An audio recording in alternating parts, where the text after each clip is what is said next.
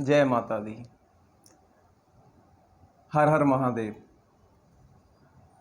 आज मैं फिर से आपके सामने लाइव हुआ हूँ एक नए टॉपिक के साथ जो अब अपने देश में हो रहा है, और भी अब कुछ एक ख़ास धर्म के साथ जो हम अपने शिवालयों पे जाकर जलाभिषेक नहीं कर सकते, उस पे अपने ही देश में ऐसा लगता है कि जैसे अपने देश में, ये अपना देश में ना रह के हम किसी और देश में रह रहे हैं, जहाँ प्रशासन की इजाज़त लेनी पड़ती है और इजाज़त लेने के बाद हम वहाँ जाएं और अपना पूजा पाठ मतलब जो कर सकते हैं, उसके अलावा हम जैसे ही लग रहा है कि कुछ कर ही नहीं सकते।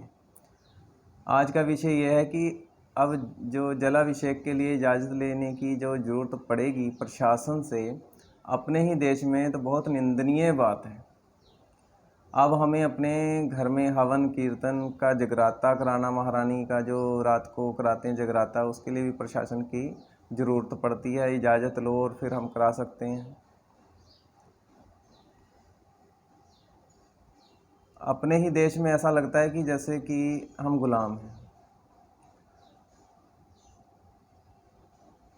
अपनी जैसे जो त्यौहार आते हैं अपने, शिवरात्रि, जन्माष्टमी, रामनवमी, हनुमान जन्मदिन की शोभा यात्राएं जो प्रशासन की सुरक्षा में निकालनी पड़ती हैं हमें, प्रशासन उसमें भी फेल हो जाता है। जबकि हम जो अपने त्यौहार मनाते हैं, अपने बीवी बच्चे बुजुर्ग महिलाएं सब साथ में चलती हैं, उनके साथ में उनके हाथों में सिर्फ फूल मालाएं या पूजा संबंधित ही सामान होता है, इसके अलावा और कोई सामान नहीं होता। फिर भी उनको चिन्हित करके कुछ ना कुछ बहाना बना के उनकी जो यात्राएं हैं हम लोगों की जो हैं खंडित करा दी जाती हैं। जब एक बार जो यात्रा जो भी निकाली हमने खंडित हो गई, उसके बाद वो यात्रा समझ लो ख़त्म हो गई।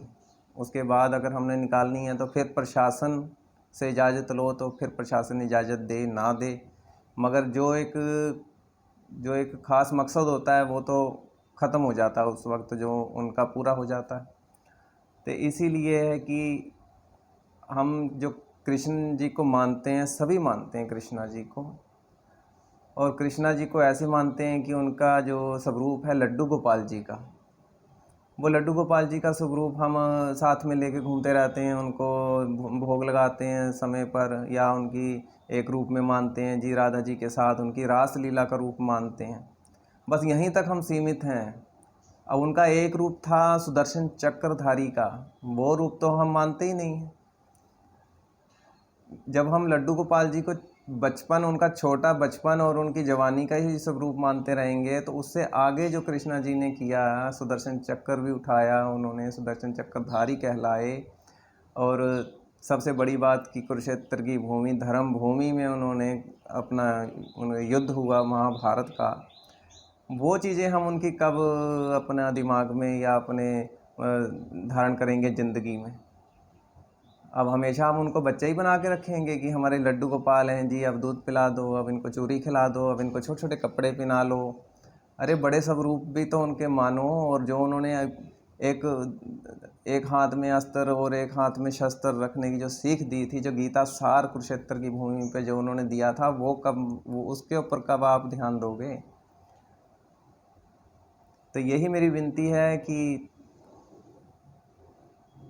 जो भी अपने त्यौहार हैं जो हम कि अपने आज़ादी से अपने ही देश में अच्छे से मना सकें, किसी गैर धर्म से या किसी भी धर्म से कोई द्वेष नहीं, सब अपने अपने अपने जितने भी अब अपने भारत में, अपने हिंदुस्तान में जितने भी धर्म हैं ना, सब अपने अपने में ही कट्टर हैं। तो हिंदुओं को अपने धर्म के लिए कट्टर होना कौन सी बुरी बात है। सब अपने धर्म में कट्टर हैं, तो हिंदुओं को भी अपने धर्म में कट्टर होना चाहिए। अपने त्यौहार जो सब अच्छे से मनाने की इनको आज़ादी होनी चाहिए, ना कि प्रशासन की तरफ देखते रहें। और जब प्रशासन की ज़रूरत होती है तब तो प्रशासन फेल हो जाता है, और जब प्रशासन की ज़रूरत नहीं होती है तो जब प्रशासन लगा दिया जाता है। यही कुछ देश में हो रहा है। तो मैं तो यही बोलूँगा कि सर्वधर्म को अगर लेके चल रहे हो तो सिर्फ एक धर्म के ऊपर ही प्रशासन का जोर नहीं होना चाहिए। सबके त्यौहार आते हैं, हिंदुओं के भी आते हैं, चारों धर्म के त्यौहार बारी बारी आते हैं, तो अगर एक पे अगर ये सब चीज़ें लागू होती हैं तो सब पे लागू होनी चाहिए, मैं तो ये कहूँगा।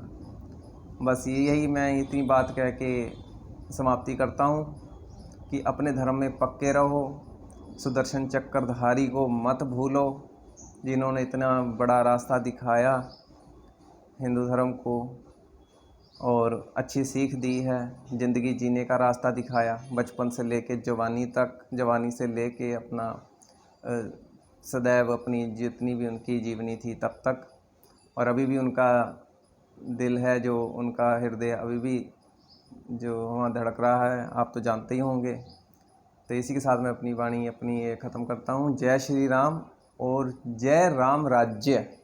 जय श्री राम।